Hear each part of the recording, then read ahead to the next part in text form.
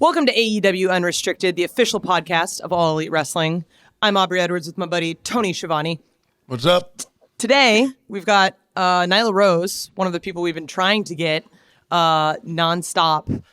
Seriously, like needing to get like new laptops to make this possible, but totally worth it.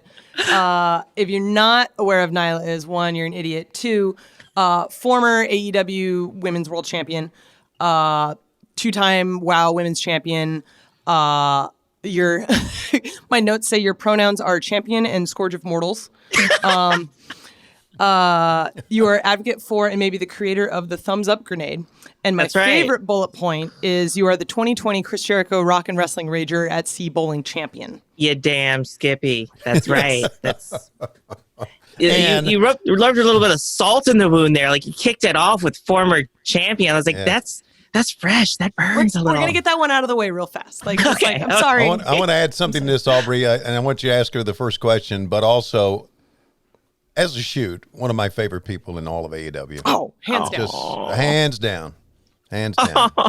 Even if you don't watch AEW, like just following Nyla on Twitter is worth it. Tony, okay, if we're really shooting, like growing up, you just exuded so much personality through the TV screen. So that first day when you came up to me and you spoke to me, I probably looked like an idiot. I'm not sure if you thought I spoke English because I was just like I was just so taken aback. Like we haven't spent much time together backstage because on show days it's crazy and stuff. But Aubrey has had probably the misfortune of spending the most time with me. So I think I owe you an apology. It's about to get real zany during this next hour. Dance parties in locker rooms and like real talks. Oh my God. Oh boy. Yeah, no, we've got some stories we can't share on this podcast. That's the fun one. Damn. That's the next one. That's the next one. AEW Unrestricted Raw. Oh my God. Jesus. All right. So how's it been going? It's been going. Yeah, it's kind of a weird time with like coronavirus, everything that's happening in the world with the Black Lives Matter protests. Yeah. We're kind of like in this weird filming once every 2 weeks thing, but like we're all still trying to do a pay-per-view without fans. Like there's all of these crazy things happening. So how are you doing through all of it? It's stressful. It takes a bit of a toll, but I don't want to focus on that because there's so much of that everywhere. Everybody's well aware of what's going on. So let's try to just not that I want to ignore it or anything, but like let's put some positivity out there. Hell yeah! So people need an escape. Let's give them that escape. So all that withstanding, things are relatively good. That's good to hear. I heard you bought a steel drum during the lockdown. I did not buy the steel drum. I did not go for that one. I was about to. I was on the fence and unfortunately I did buy a didgeridoo. This was like way pre-lockdown. So I've annoyed my family and neighbors. So I thought, you know what? There's no end in sight to this lockdown. Let's hold off on the steel drum. We'll get that a little bit later. So it's going to happen. It's going to happen. Yeah. I really want to play the Girls Gone Wild theme. That's really what it's all about. Oh, dude. Bing, bing, bing, bing. So do you know how to play the steel drum? Or are you not at all. Not at all. Okay. Do you know how to play the didgeridoo? I can didgeridoo it a little bit, but it's not very good. Not at all. Hey, one of the things that's interested me about in the notes here about you is you're a sucker for new cereals. Oh my God, yes. Not just new cereals, but like new products, especially if they like new food products, I should say. Yes. Especially if they have like cheese. Oh, like if it's got cheese, I'm gonna buy it. Like I miss cheese. Yeah, like there's no way around that. But definitely cereals. Like this, I don't know anybody out there if we got cereal fans. I don't even know if that's a thing, but like my all-time favorite. For those listening to this, Tony and I are frantically waving our hands like, yes. All-time favorite, Double Dip Crunch. Like that was the best cereal. I've never heard of that. It was kind of like, it was a lightly frosted Chex, basically. But like, it was naturally sweet. It was like really good. It was the perfect balance of like savory but sweet. and like I ate it every day back in like 94, 95, whenever it was out. But it's off the shelves. It hasn't been around. So, I'm eating the Captain Crunches, Cinnamon Toast Crunches. I like crunches, apparently. I'm a that's a big thing. Cinnamon Toast Crunch mark. Like, that's my jam. Every day in high school, I'd have a bowl of that. Yeah. Have you ever mixed cereal? Oh, yeah. Yeah. Okay, Oh, good. yeah. Okay, so we're true fans right here. True cereal fans. I'm a purist. I had for dinner yesterday after I got off my bike 3 bowls of Lucky Charms. Jesus Christ. That was my dinner. Okay. Because they're magically delicious. Yes, they are. Okay. Yeah, and we have gigantic boxes of Lucky Charms in the house because I just absolutely love it. And I'm like you. I liked when I go through the cereal aisle and I see something new, I go, "Holy, I gotta try this." Yeah, there's been cereals I bought where like I'm not gonna name any names because I don't know who's our sponsors. We don't have any cereal sponsors, but maybe we can start. Okay, yeah. So but there's been things I'm like, oh, I know that's gonna be horrible, but I gotta get it. It's new. I gotta get it. Gotta put that in my tummy. Like, yeah, for sure, 100%. What are your favorite mixes? Oh, Golden Grams goes with just about anything. Yes. Oh my God. Golden Grams. That's like the. I'm not a very good drinker. I was gonna try to think of like what could be a good mixer, but like I use White Claw as a mixer. Like that's already alcoholic. Like you're not supposed to. It's the official drink of backstage at AEW. Yeah. No, Golden Grams goes good with anything. So that's probably one of my favorite to mix with. Like goes Cocoa Pebbles. It's good with that. Like throw in some Lucky Charms. Perfect. So one of the things that I know that we've been talking about a lot backstage, like you, me, and Sonny, kind of switching more to like the plant-based diet. Yeah. Speaking of cereal and all these unhealthy things, like let's talk about the healthy shit now. Wait a minute. Stop. Cereal is healthy. Okay. Cereal is healthy. Plant-based cereal. Oats. Okay. Oats are healthy for you. Well, not Lower if you your have 3 cholesterol. bowls of it. Okay. Right. Jesus, dude. Yeah. Well, if you don't eat anything the rest of the day, why not? Okay, fair enough. Are you only eating Lucky Charms during the day, Tony? Like, During that, I only eat cereal during the day. Lucky Charms. This is not about me. I'll get this out. It's about you now. I only eat during the day Lucky Charms or Honey Nut Cheerios. God, this started as a Nyla Rose podcast and it turned into Tony Schiavone cereal intervention. podcast. Well, just wait till we start talking about PS4. But go ahead. Oh, God. Yeah. Okay, let's just jump into that. Screw it. What are you playing on PS4 right now, Nyla? Okay, so right now, I'm going to get flack for this. I know I'm going to get flack for this. I'm late to the game. I know it. I know I am. But Bullshit, doesn't matter. I'm catching up on The Witcher 3. That's where I'm at. I just finished God of War 4. Then I dabbled around. I got some party games. Jackbox. Jackbox is so good. Yeah, so fun. Private Party turned me onto that. I did not know that You Don't Know Jack evolved. I was a huge fan of You Don't Know Jack back in the day. I even had like the one for younger kids. The spinoff was like Head Rush or whatever. Like I was huge into that, but I thought it died off. Apparently it did not. And when we were filming Private Party, Mark Quinn was like, "Hey, let's from Jackbox." And I was like, what's Jackbox? Jack in the Box burgers? We need some burgers. And he's like, no, it's Jackbox. It's this. I was like, oh my God, I know this. I'm about to crush you. I didn't crush anybody. It was horrible. I'm rusty. Tony, what are you playing right now? Red Dead Redemption 2. Yeah. I am so far into that world I can't get out of it. But I got to chapter 3 last night. Ooh, proud of you. And I'm like you, Nyla. I saw your tweet. Before it's over, I'm going to kill Micah. I'm just going to go right up to him and shoot him in the head. Oh, he is the worst. He's the worst person. Worst person ever. Yeah. Yeah. Just video games in general. Not even that world. Just like games. Yes, right. He's just a terrible person. So I don't know, man. Sephiroth's up there. Hey. You caught me off guard with that. I laughed a little bit. No, Okay. don't badmouth Sephiroth. Probably like one of the coolest, but also like scariest villains in video games.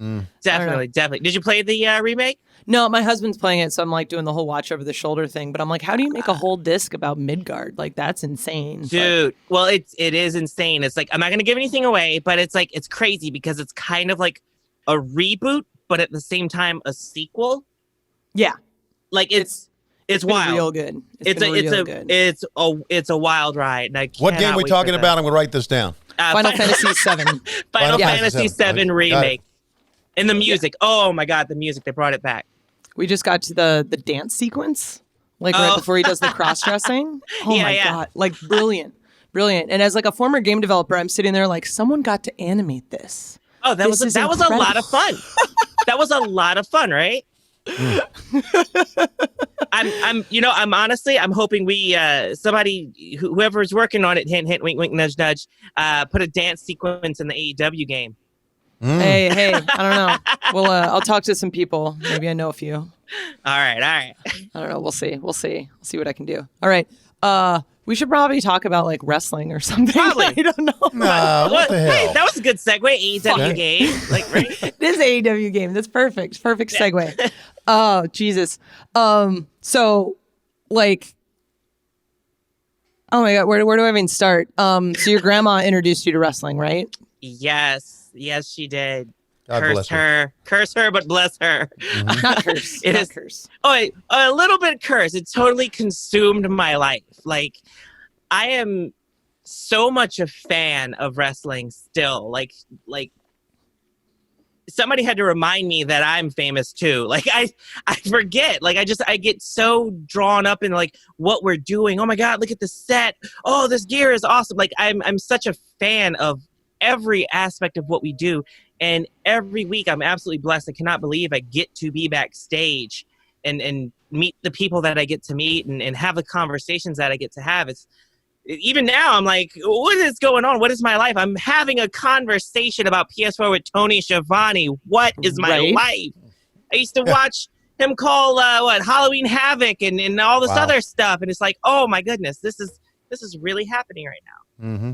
It's kind of nuts. You're just backstage and Matt Hardy's just sharing stories of back in the day. This is my life now. Okay. Isn't it funny how we all are just real people? Isn't that really, really weird? It's just like, wow, real people. Yeah. It's I don't even have a word for it. It's beautiful and it's such a blessing. I'm so grateful to be here. So you watched wrestling as a kid. When did you know you wanted to join the business? I guess when I knew there was a business you could join. It seemed like such a wild outside thing growing up. It's on TV, so to me it's no different than any other television show. Like how is Batman? How is Batman made? How is Sesame Street made? Like I have no clue of how these things are done. So that was my reference point. When I got a little bit older, I want to say like late high school-ish, college-ish, it was like, oh, you can go to school for this and you can actually do this and possibly make a living at it. So that's kind of right around where it became like, I'd like to try to do this. I have no idea how to go about doing that, but now I know it's something that can be done. So I'm going to figure out the first step and make that happen. So what was the first step? Just Google local schools and sign up, or we didn't have Google back then. I forgot you're old. Hey, we used a web crawler. We crawlered local schools. Yeah, and I found one in Baltimore, which I could not get to because I did not have a car. So it just seemed like an impossible task. But it was like, it was always in the back of my mind. Halfway through probably my second year of college, somewhere in there, I had a car, had a little bit of money in my pocket because I was working, I was doing my thing. And I found a school in Manassas, Virginia. And it was like, okay, now this is starting to make sense. Now this seems like it's attainable. So gave him a call. No one answered. I got a call back. I was busy playing Guitar Hero. But eventually we made that. Surprising. Not surprising at all. I was trying to beat Thunder Horse perfect record. Like, what? Eventually, we got in contact with one another, and I went down, I checked it out, and it was like stepping into a dream, honestly. Like, you walk in, the ring was there. The ring had its own presence. I heard angels singing. Like, it was wild. It was such a wild ride. I think I just gave him all my money, like, right on the spot. Like, I paid for wrestling school in full on the spot. It was like, no questions asked. Here, charge the card. Let's do this. When do we start? When do we sign up? And I did. Wow. When you were growing up, who were your favorite wrestlers when you were growing up? So many. And I always feel bad because every time I'm asked this question, like I get into like a brain overload. Like I start to stutter and stammer, but definitely DiBiase, Piper, Undertaker, huge Undertaker mark, like all of my life. Shawn Michaels, Alundra Blaze, get a little bit later down the line, Trish Stratus, Lita. The like second or third iteration of Edge started to grow on me. Somewhere down the line, I really got into Kane. I like loved Kane, RVD, like. There's just been people all throughout that I've really started to gravitate towards, but Undertaker has always been that constant. I don't know, maybe it's the character, I don't know what it is about him, but I was always drawn to him like the entire time. Yeah. Have you met him? I have not. I have not had the privilege. He's a real person too. Yeah. You don't say. Okay. We are talking with Nyla Rose on AEW Unrestricted. Next, we want to talk about wrestling school and her life moving on forward from that. AEW Unrestricted, Nyla Rose. I mentioned one of my favorites, little story before I hit you with the next question. The first time I met Nyla, we were at StarCast in Chicago, and I was doing this panel with women's wrestlers in AEW. And this is before I started in AEW. Remember that? And I think Britt Baker was there, Allie was there, Sadie Gibbs was there, and they were all talking really nice and really sweet. And I introduced Nyla Rose, and she came out staring a hole through me, staring a hole through them. I mean, she was in perfect character, kicking people's ass. And I told her, if you'll recall, I said, you're going to be a big star because you get it. I mean, you just get it. And that's one of the reasons I've always loved you, Nyla. I just think you get it. I don't even know what to say to that. Like, I definitely remember that. Like, yeah. And that was the moment I was talking about that. When you said that to me, I was like, holy shit, Cody Schiavone, what? He likes what I do. Like it was so surreal to me to have captured your attention in such a way. Like you've been everywhere, you've seen it all, and then little old me, what? That was unreal for me. Yeah, it was a great time, and again, it was before I started, and the dark times. I'm really glad I got to meet you and all of the likewise for sure all the wrestlers. You started wrestling school training just as you were grappling with another big decision in your life. Now, I want you to, if you will, talk to us about that, and that is transitioning your gender presentation. Oh, I thought it was if I was going to get the Geo Prism. No, yes, that was the other, that was the big thing. The bigger thing. No, that's the bigger thing. So my question here is, how did that impact your training or your dream to be a wrestler? So if total transparency, it didn't really impact my training because I was still pretty closeted to that group of people.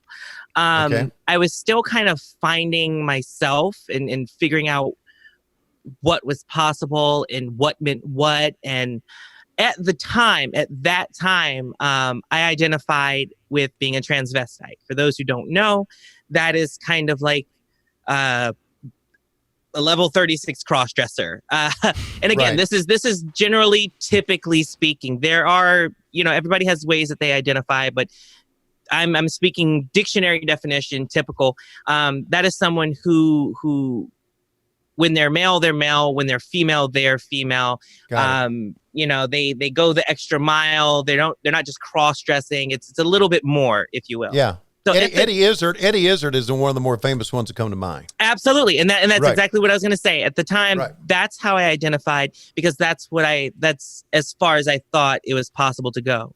I knew that I wanted more, but given my living situation, my life circumstance, I didn't think that was going to be achievable. Especially wanting to be in the entertainment industry. But seeing people like Eddie Izzard and seeing them push and go and thrive, it was like, okay, maybe this is possible. Maybe there is a place for me somewhere, even if it's behind the scenes. That I was totally fine with that because I love the behind the scenes stuff.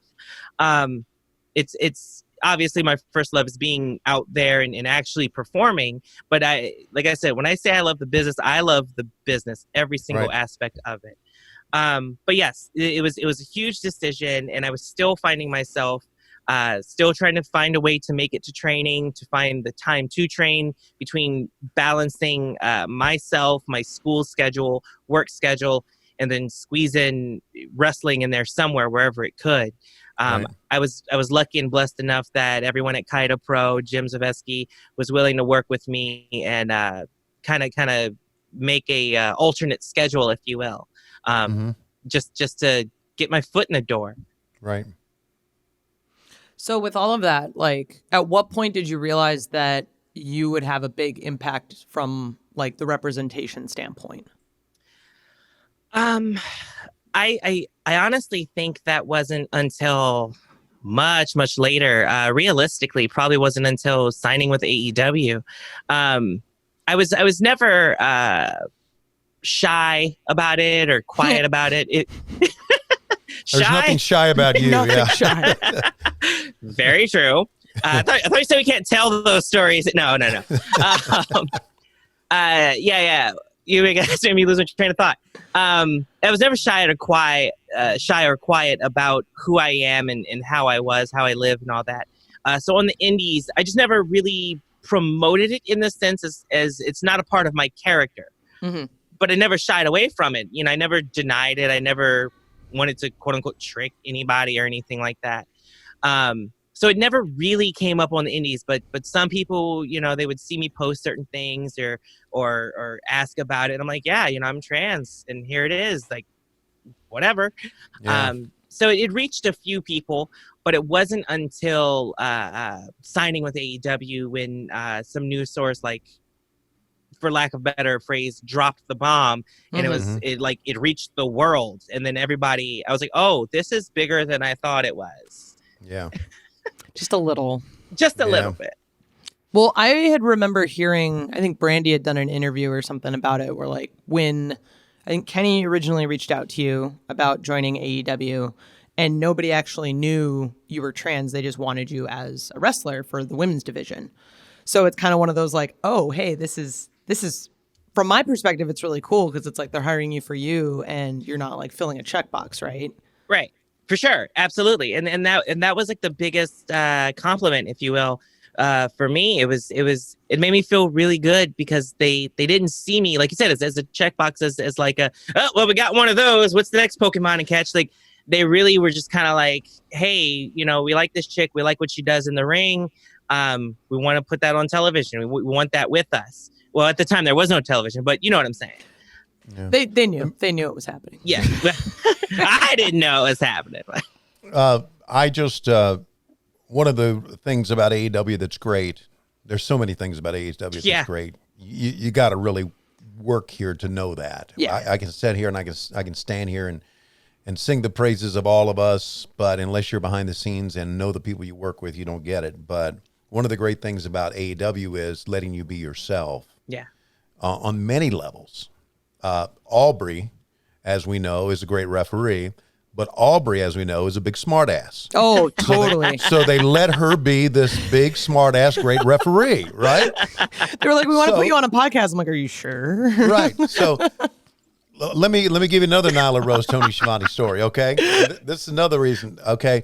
The very first time I ever saw you was the Casino Battle Royal last year, right? Okay. In Las Vegas, okay? I wasn't a part of the company. I was front row ringside, okay? And all you ladies were out there wrestling, and I turned to my son, Matt, who's like one of the greatest guys ever. I'm so proud of him.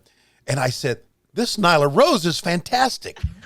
And he said, you know, she's transgender. I said, I love her even more. Yeah. Yay! So nobody knew me. I mean, Aubrey didn't know me. Nyla didn't know me. But I mean, I was like sitting right front row ringside like a mark with a lot of booze in me at that time. But when do you not have a lot of booze in you? Mostly I don't. Yeah. Booze or cereal. That's what we've learned about cereal. Okay. Remember, oats soak up alcohol. They do. Okay, so eat a lot of cereal. There's a science behind this, Aubrey. That's right.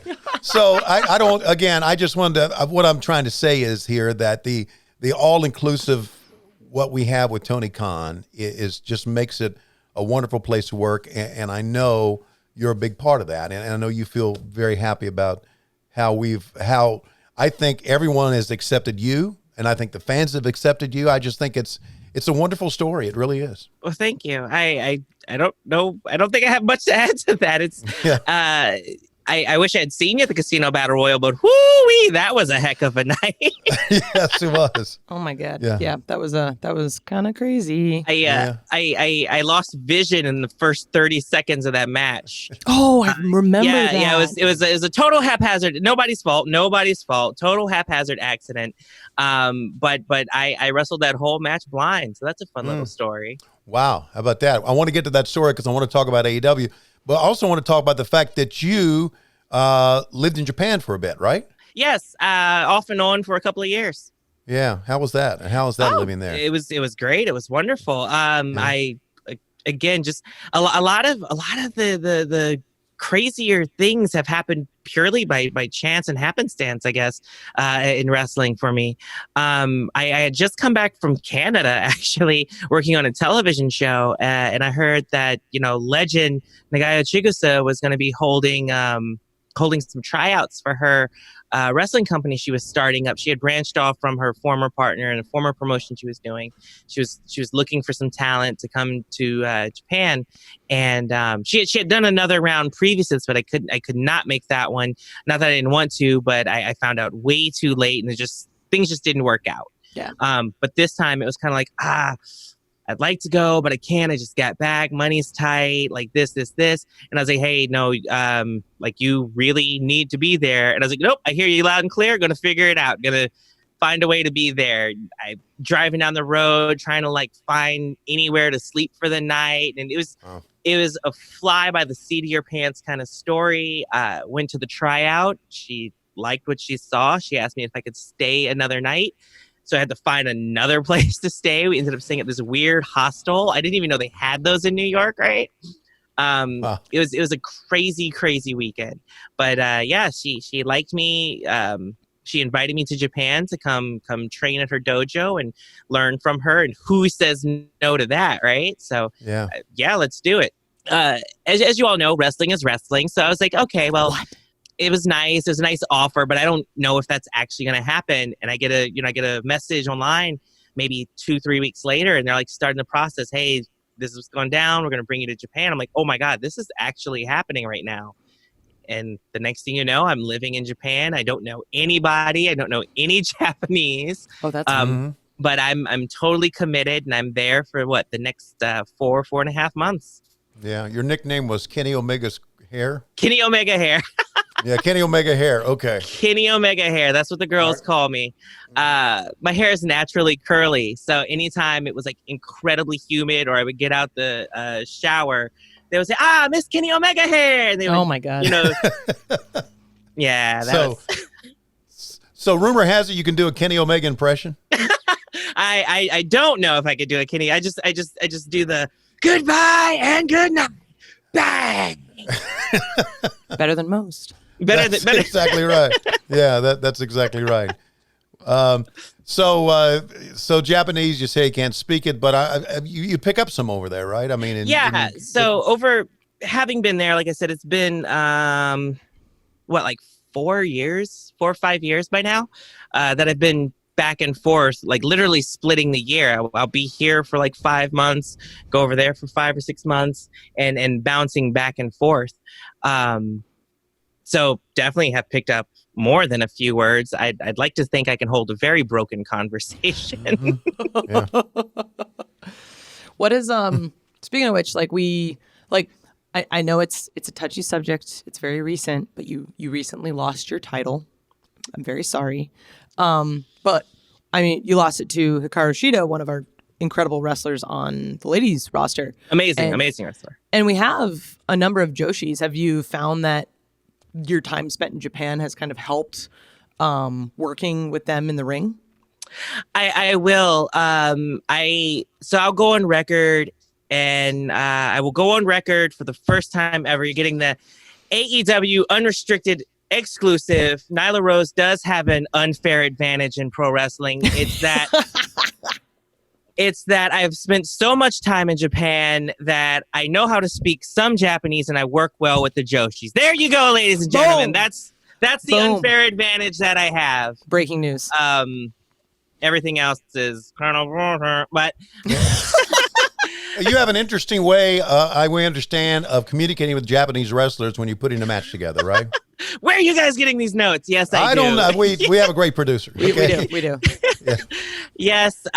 So after my first tour of Japan, I was still having a little bit of trouble breaking down the wall, and I could, Sure. say a few things here and there, but I went to the Dollar Tree and I bought some dolls, and those became my translators. So anytime I was in the locker room and I would be like, oh yeah, I would do this and Brainbuster, and I would name something, and everybody's like looking at me like, huh? Like, nani?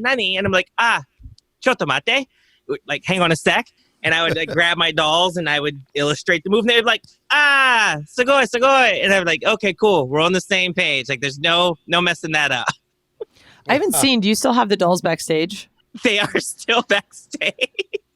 That Wow. I'm not surprised to hear that at all. I will introduce you to the translator. Please. One more thing about Japan that we're going to AEW. You have a lot of swords on the back of the wall. Do you get those in Japan? I do. No, actually, a little bit from all over. Oh my God. You have Yeah, there's Wow.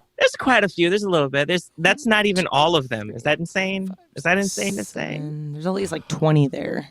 Yeah, there's like 3 more on this side of the room. There's one over here. There's like 2 down this hallway. So basically, don't fuck with Nyla.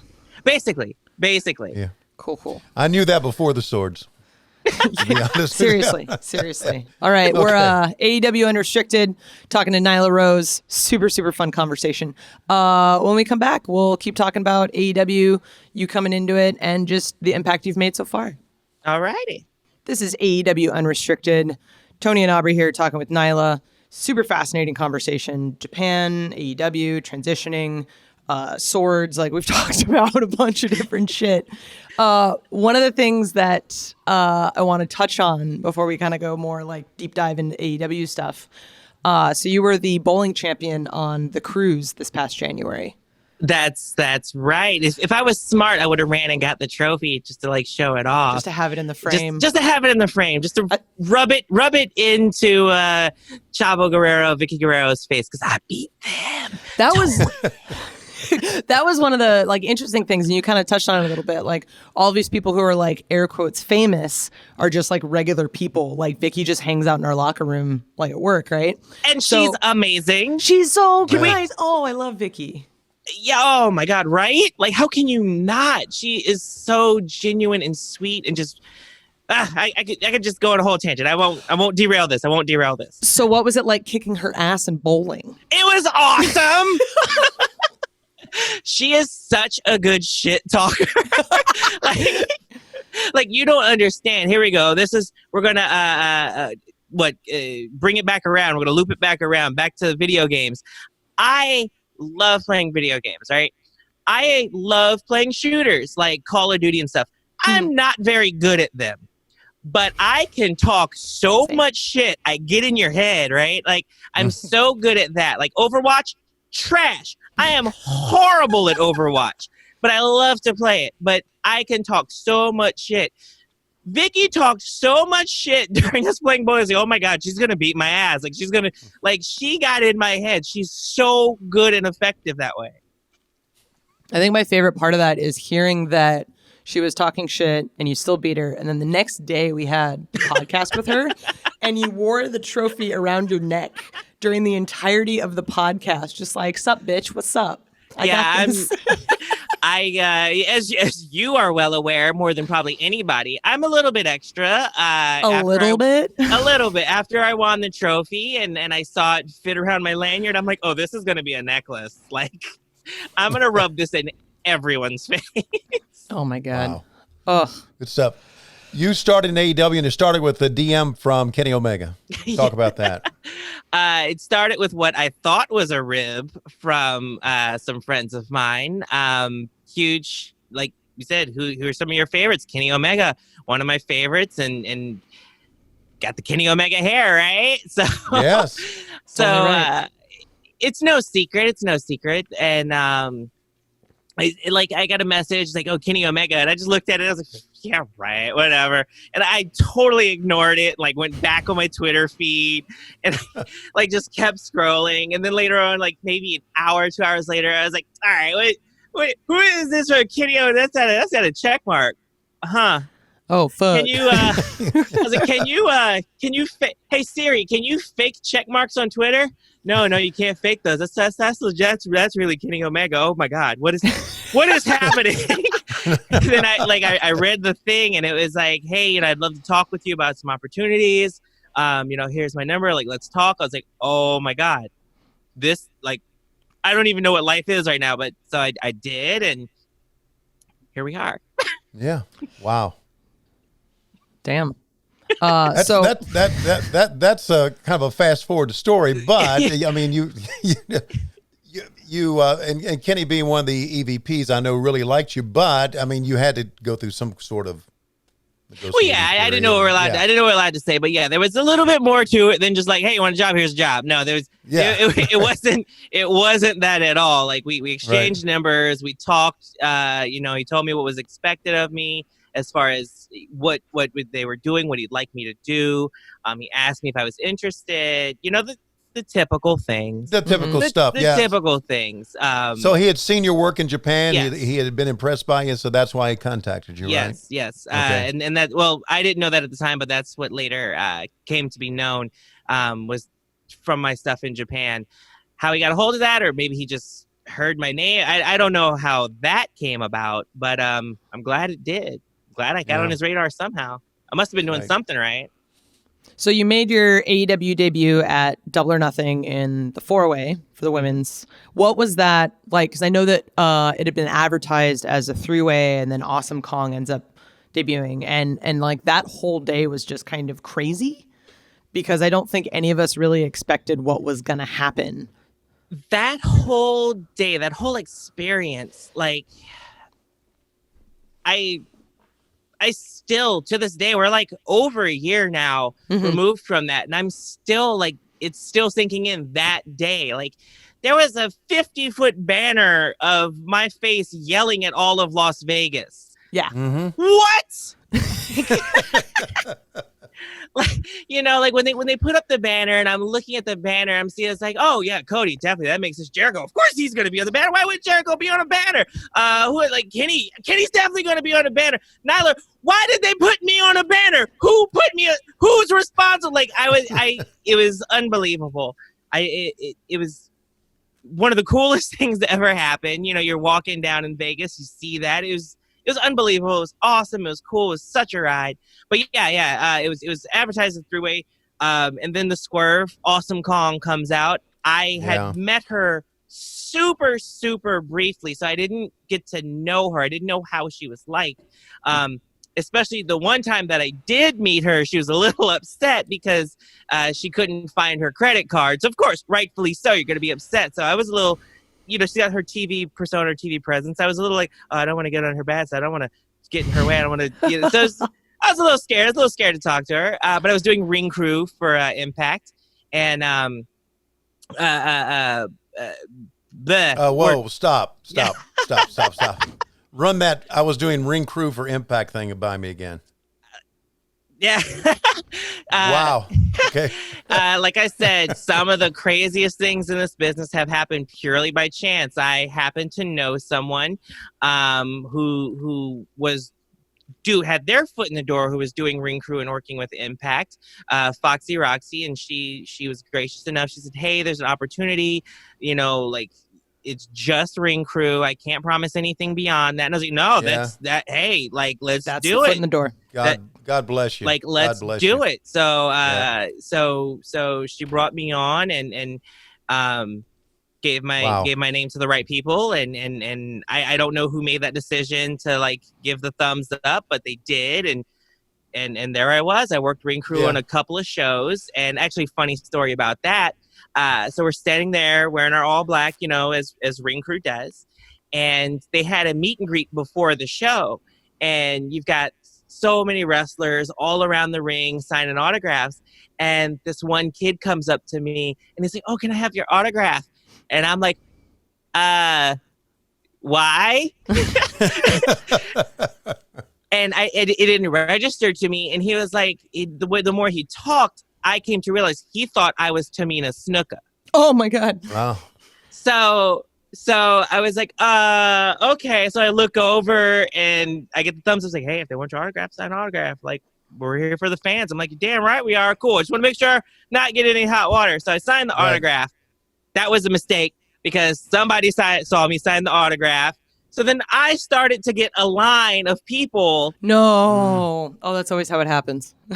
And at the time, I'm nobody. So I'm like, I don't know what I'm doing. Wow. I'm so sorry. I'm not who you think I am. Wow. Did you sign it Nyla Rose or did you sign it Tamina Snuka? No, I did sign it Nyla Rose. And Okay. yeah, they were just so excited that wrestlers were out there and they thought I was somebody. And Zema Ion at the time, poor guy, don't know what he's going by these days. But DJ Z, he was up on the stage and I knew him from before and he just looks over at me and shakes his head like, what are you doing? And I was like, I don't know. How about that nugget that you tried to slip by us right there about being on the ring crew? And it was a great story out of that. Just no big deal. No big deal. No big deal. You have had some great, and I'm sorry to break your train of thought. You were talking about Double or Nothing, right? The 4-way. Yes. Four-way. Yes. So finally getting that chance to actually meet Kong and like have that moment with her, I was still intimidated because I still had no gauge of who she was. But she's going to kill me for this, but she is such a sweetheart, loving individual. I know I'm going to catch a back fist for it, but I don't care. I love that woman to death. She is so amazing. Rightfully so. Her name is awesome because she is. Mm-hmm. Bottom line. On period, sis. Like, for real. Got it. So you've got the 4-way Double or Nothing and then Casino Battle Royal at All Out. And I think the big, for me, being able to see you as a wrestler really stand out was your match with Riho at the first episode of TV. Okay, I'll take that. Like I said, the first Double or Nothing is still sinking in. You think I'm that far down the train yet? I know, right? It still hasn't sunk into me. Some of these things that people say, like I go back and watch it, and I'm so hypercritical of myself. I get that, and I'm like, I wish I had done this differently. I should have, paced this a little bit more. I should have done this or not done this or whatever. So I don't see what you see, but I'm super grateful that you see it. I see a total badass. Okay, just take the compliment. Thank you. It was one of the show stealers. It really was. It was one of the matches that stole the show. And again, that same son of mine who explained to me who you were because I'd never seen you before sent me a text that night. He said the women's match was probably the best match on the card. And that's absolutely crazy for me to be a part of something like that. Mm-hmm. For me to be in a match that is recognized or acknowledged or people feel that way about, I'm like, holy crap, I'm doing it. I'm on the right track. I got to keep pushing. I want to do it again. I want people to say that match stole the show again. I want to get arrested for stealing shows. That's my next gear. My next gear is going to be prison black and white burglar bars because you're just stealing the show. I'm gonna steal the show. That's what I'm gonna do. Well, I mean, you arguably did the same thing at this last Double or Nothing. You and Cheetah put on a fucking barn burner, dude. I remember you came backstage and I told you I was crying, oh my God, thank you so much for that match. It was incredible. You did, and I broke down shortly thereafter. We had a good cry. We had a good therapeutic cry after that. It felt good. They've all felt good. They've all felt good. Some better, some more than most. But that one really felt good. Yeah, I think the big thing is women's wrestling is still kind of fighting that stigma as it's lesser than men. So anytime there's that really awesome kick-ass women's match, it's yes, this is what we are. This is what we're about, and these are the people we have driving our roster forward. And this is going to be the thing that changes people's opinion. And I just love that. And I love that you're a part of that. And I love that I get to work with you. 100%. I can't say that any better than you. So I'll just co-sign that. But that's absolutely correct. I've said it before. There's been times Okay, so it's been one time, but like I showed up at a show and they like the disrespect to my face was like so blatant. Like they just straight up said, "Hey, Popcorn, you ready for your match?" Oh my Now, God. for those who don't know, they were calling me a popcorn match, basically saying my match was going to be garbage and not worth being on the show. And I was like, wow, really? That's a hell of a welcome. Thank you, sir. So it was just kind of like that was the fuel I needed. And me and Jesse Bell Smothers went out there and we, as the kids say in the business, we tore the house down. And when I came back, I actually had earned his respect. Awesome. So as annoying as it was for him to say that before I went out and I wanted to hit him in the face, it was pretty cool to, in that short amount of time, have earned his respect. So, double-edged sword, I guess. Yeah, text me his name because I want to send him a DM. No. He's one of the good ones now. He's just really protective of the business, and yeah, you know, I get it. like I said, it sucked that was his outlook, but I'm glad I could change his mind. And even more so, I'm grateful that he was open enough to having his mind changed.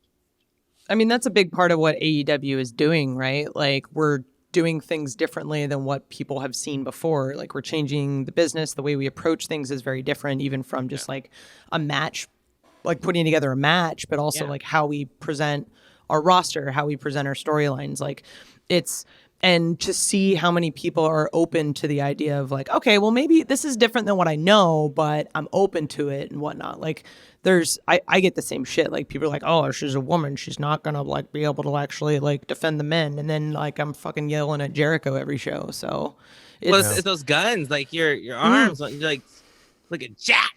Wow. Yeah, I got a hoodie on, so I'm kind of hiding the guns are boy, concealed you sure today. are hiding them. Yeah, Guns are concealed.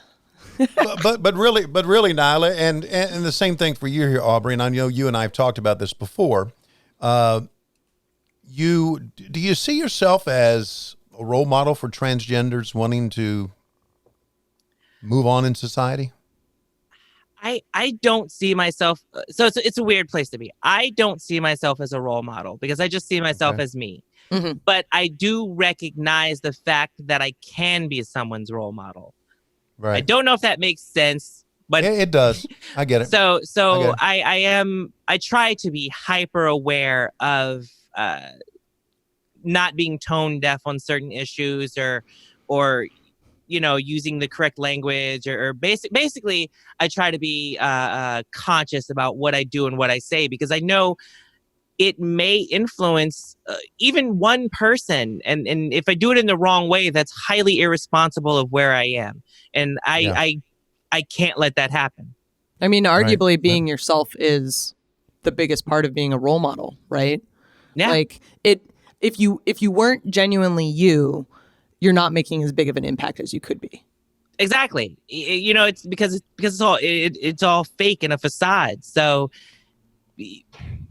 who's going to buy into you if you're not really being you? Exactly. Yeah, I get that. I mean, I get that on your behalf, on Aubrey's behalf, being a female referee. Being a smartass. And on my behalf, you know, it's just showing senior citizens can still announce wrestling. Oh, stop it. You have to fight ageism for Tony's sake. Absolutely. You can still do it in your old age. Whatever, okay. Tony. I seen you playing Flip Cup. Tony's spry. You are such a young-spirited, you are such a kind-hearted. Let me stop. I'm a heel. You're the worst. You're awful. Yeah, that's right. Call me Shivani. Don't say Tony. Shivani? Yes. Okay. Let me ask you about, and we're probably getting close on time here, but let me ask you about your ring attire and your mask. How'd you come up with all of that? It's been a slow evolution. It's honestly, the mask kind of started as somebody gave it to me because I have an affinity for skulls, I guess. Someone gave it. So someone just gave it to me, and I was like, "Hey, I'm gonna wear this because it's cool." Like, that's really how it came about. And as I put more thought into it, I was like, hey, this actually, like, something could, it wasn't the mask that I wear now, but I was like, there could be something to this.